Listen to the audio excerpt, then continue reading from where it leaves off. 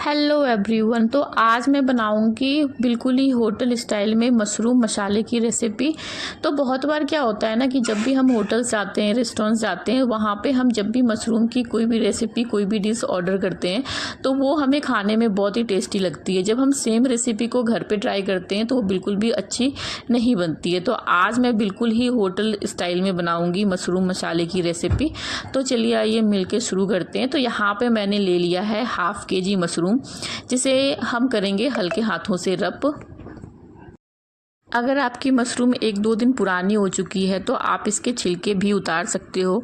वैसे आप कोशिश करो कि मशरूम जब भी आप लेकर आओ तो बिल्कुल ही फ्रेश लेकर आओ और उसे बिना 1-2 दिन रखे ही हम उसे फटाफट उसका इस्तेमाल कर लो।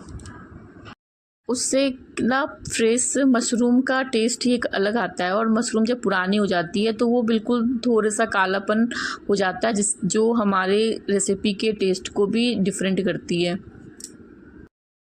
अब हम अपने मशरूम को अच्छे से वॉश कर लेंगे। हम इसे 2 से 3 पानी से अच्छे से वॉश कर लेंगे। मशरूम को ज़्यादा देर तक हम पानी में बिल्कुल भी नहीं रखेंगे।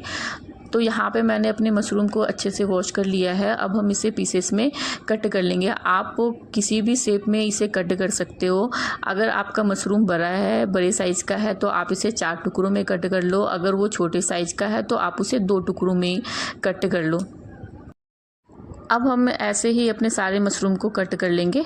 तो यहाँ पे मैंने मशरूम की ग्रेवी बनाने के लिए 2 बड़े साइज़ का प्याज, 5 से 6 हरी मिर्चें, 1 इंच अदरक, 10 से 15 लहसुन की कलियाँ और 3 टमाटर का यूज करेंगे। तो प्याज को हम रफली चॉप्ड कर लेंगे। आप इसे किसी भी तरीके से चॉप्ड कर सकते हो। और प्याज के चॉप्ड होते ही हमने जो अदरक रख रखा था उसे भी छोटे टुकड़ों में हम इसे कट कर लेंगे। लहसुन की कलियां हमें चॉप्ड करने की ज़रूरत बिल्कुल भी नहीं है, ना ही हरी मिर्च को चॉप्ड करने की ज़रूरत है। तो प्याज और अदरक चॉप्ड करने के बाद मैंने यहाँ गैस पे चढ़ा दी थी कढ़ाई, और कढ़ाई में थोड़ी सी ऑयल डालकर हम साबुत धनिया और साबुत जीरे का इस्तेमाल करें। ऑयल को हम बहुत ज़्यादा हीट नहीं करेंगे, ऑयल को हम थोड़ा सा हीट करेंगे, बिल्कुल मीडियम। ऑयल को अगर हम ज़्यादा हीट करेंगे तो जो हमने साबुत धनिया और जीरा डाला है वो ऑयल में जाते ही हमारी जलने लग जाएगी, इसलिए हमें ऑयल को ज़्यादा हीट नहीं करना। अब जो हमने मसाले रेडी कर रखे थे, प्याज, लहसुन, अदरक, हरी मिर्च, इन सारी चीज़ों को मैंने मिक्स कर दिया है। और इसके साथ ही मैंने यहाँ पे मिलाए हैं 10 से 12 काजू, और इसे हम अच्छी तरीके से पका लेंगे। 1 से 2 मिनट हम इसे अच्छे से पका लेते हैं, और जब ये हमारी पक जाएगी तो हम इसका एक अच्छा सा पेस्ट रेडी करेंगे। तो ये सारे मसाले हमारे अच्छे से पक चुके हैं। तो अब इसे हम अलग से बर्तन में निकाल लेते हैं और इसे ठंडा होने के लिए छोड़ देते हैं। तो बचे हुए ऑयल में मैंने यहाँ पे डाला है कुछ खड़े गरम मसाले। तो गरम मसाले में मैंने यहाँ पे 1 दालचीनी का टुकड़ा, 2 छोटी इलायची, 1 बड़ी इलायची और 4 से 5 मैंने यहाँ पे साबुत काली मिर्च और 2 लौंग का इस्तेमाल करा है। इन सारी चीज़ों को हम अच्छे से पका लेंगे। और ये सारी चीज़ें हमारी पक चुकी है, तो मैं यहाँ पर मिक्स करूँगी जो हमने मशरूम कट कर रखा था। उन सारे मशरूम को हम इसमें मिक्स करके इसे 3 से 4 मिनट के लिए अच्छे से फ्राई करेंगे।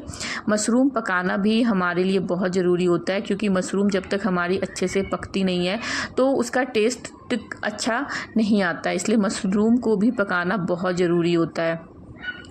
तो मशरूम को हम यहाँ अच्छे से पका लेते हैं। अब इसके कलर को चेंज करने के लिए मैं यहाँ पे डालूँगी थोड़ा सा हल्दी पाउडर और थोड़ा सा देगी लाल मिर्च पाउडर। बहुत ज़्यादा मसालों का हम इस्तेमाल नहीं करेंगे, हम बस हल्दी और नमक, लाल मिर्च पाउडर का इस्तेमाल करेंगे। और इसे हम अच्छे से 2 से 3 मिनट के लिए और पका लेते हैं। तो मशरूम में हम एक तेज़ पत्ता का भी इस्तेमाल करेंगे। आप चाहो तो तेज़ पत्ता पहले ही खड़े गरम मसाले के साथ ही इस्तेमाल कर सकते हो। मैं भूल गई थी, इसलिए मैंने अभी इसे मशरूम के साथ डाला है। तो सारी चीज़ें हमारी पक जाने के बाद मैंने यहाँ पे जो प्याज और काजू का पेस्ट रेडी कर रखा था उसे मिक्स कर देंगे, और इसे हम 2 से 3 मिनट के लिए और पकाएंगे। इन सारी चीज़ों को मैंने कर लिया है यहाँ पे अच्छे से मिक्स, और 2 से 3 मिनट हो चुके थे। जो हमने 3 टमाटर रख रखे थे उसे बिल्कुल ही बारीक चॉप्ड करके इसके साथ ही मिक्स कर दिया है, और साथ में ही मैंने नमक का भी इस्तेमाल करा है। इससे पहले हमने नमक का इस्तेमाल बिल्कुल नहीं किया है, तो नमक आप अपने टेस्ट के अकॉर्डिंग डाल सकते हो। अब इसे हम धीमे आंच पर थोड़ी देर के लिए और पकाएंगे। वैसे तो सारे मसाले हमारे ऑलमोस्ट पक चुके हैं, तो हमें बहुत ज़्यादा इसे पकाने की ज़रूरत नहीं है। हम इसे थोड़ी देर के लिए ही पकाएंगे जब तक हमारा टमाटर अच्छे से गल नहीं जाता है। बीच बीच में हम इसे चेक भी करते रहेंगे ताकि हमें पता चले कि मसाले हमारे अच्छे से पके हैं या नहीं। तो आप देख सकते हो ये मसाले हमारे काफ़ी अच्छे से पक चुके हैं।